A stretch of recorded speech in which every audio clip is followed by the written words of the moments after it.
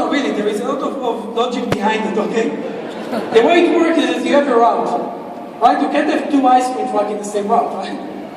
And you have a certain time that all the kids need to know that you are there for them, right? They're waiting for you. They have this time and they know exactly when you're going to appear in the neighborhood. So everything is measured and calculated, and you have to drive in a certain speed so you're not going to miss it, like it's like a bus, right? But the thing is that if you don't operate your route and you have a good route, somebody else might take your route. Now there is these rules. It's not covered by the government. The federal agencies doesn't really work on these ice cream truck routes. The way it works is the street rules. If you don't do it, somebody else take it. It's gone. It's over. That's it. So my brother is telling me all these things, and I'm sitting over there with my luggage, and I just flew 25 hours. And now I have to go and drive to Corpus Christi and work on an ice cream truck because I couldn't really confront him. But you know, you have to do what you have to do. An accident, right, can be a breakthrough. I never thought it was a breakthrough that moment.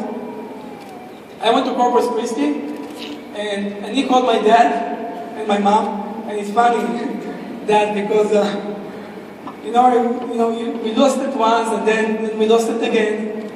And my parents, my dad worked really hard to put our family together back to the place that he would feel proud of himself. And that was the moment, because everything was good in Israel. So when my brother called my dad and said, listen, me and Isaac, we're building our family business now, we're doing it for you. As we promised you, Isaac right now in Corpus Christi is training on the ice cream truck.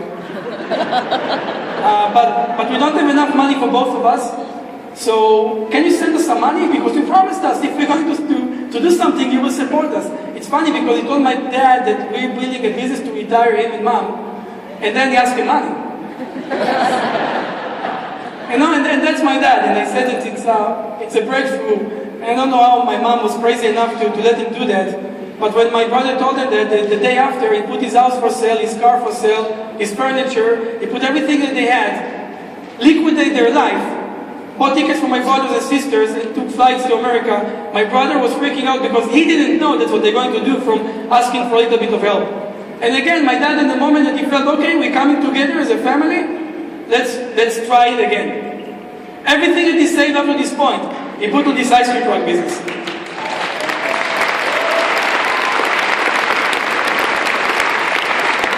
But this time it worked. You want to ask yourself how many times you're willing to go through failure to get to the place that you really can make it work. If you think it's going to be 1 or 2 or 3 times, you're wrong. And I can tell you, if you look at success stories, and you look at the richest people on earth, and you read their stories, they try to find out what is the common denominator between the top 20 richest, wealthiest people on earth. They couldn't find really something that is exactly the same with everybody. One had this vision, ideas, somebody came with a patent to build a computer, to change how people interact.